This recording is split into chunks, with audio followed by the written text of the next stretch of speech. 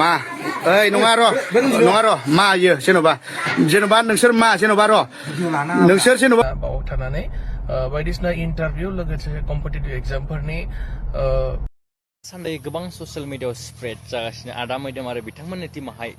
जरासे फिन आरोबाव हटेलाव सा लोंफुबाय थानायावनो हमनो हानाय जोङो मोनसे ससियेल मिडिया पेजनिफ्राय मोननाय जादों बा बिथांनिफ्राय मोननाय जादों। नोंथांमोना भिडिअखौ नायनानै लानो हागोन आरो बिनि सायाव फिन सावरायफिनगोन। भिडिअखौ नायना ला नोंथांमोना सिनायनोबो हागौ। बेजोंनो लोगोसे बिटिसि गभर्नमेन्टनिफ्राय मोजां मोनसे डिसिसन बिटिसियावनो अनलाइन एग्जाम भिडिअखौ जोबजासिम नाय अब्लासो नोंथांमोना मिथिनानै लानो हागोन। मा ओइ नङा र' मा इयो जेन'बा नोंसोर मा जेन'बा र' नोंसोरखौ जोंनो खोन्थाहरदों खिन्थु नों मा रनजित दा नोङो बै फेसबुकाव नुबाय थाग्रा रनजित दा नों रनजित दा र' जेबो नङा र' नों मा रनजित दा हा नोंसोरखौ जोङो खोनाबाय बेवहाय फैदों होननानै जों मोनथिदों खिन्थु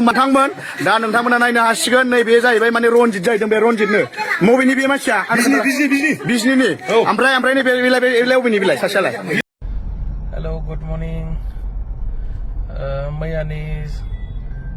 बिपिएफ सरकारनि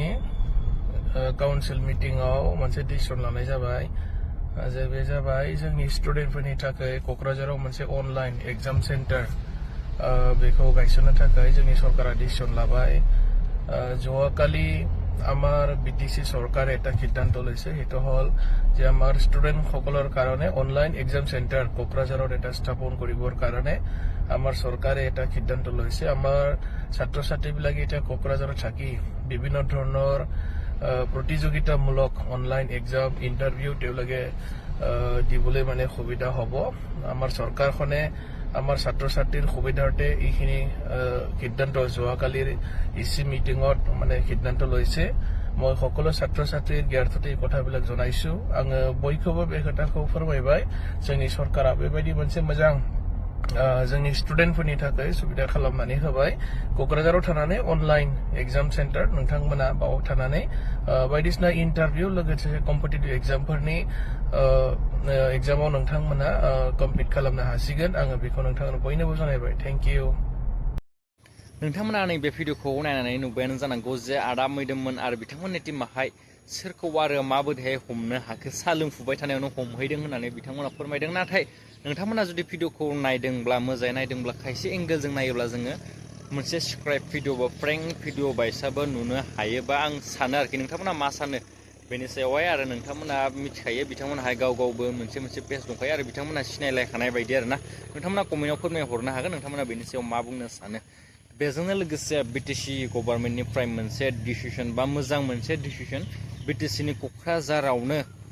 अनलाइन कम्पिटिटिभ एग्जामखौ नोंथांमोना होनो हासिगोन डिसिसन लाबाय बेयाव गायसननो थाखाय अनलाइननि जिकुनु एग्जामफोरखौहाय माने मा फाथिनाय जासिगोन आरोखि बिटिसिनि क'क्राझारावनो माने जोंनि थाखाय मोनसे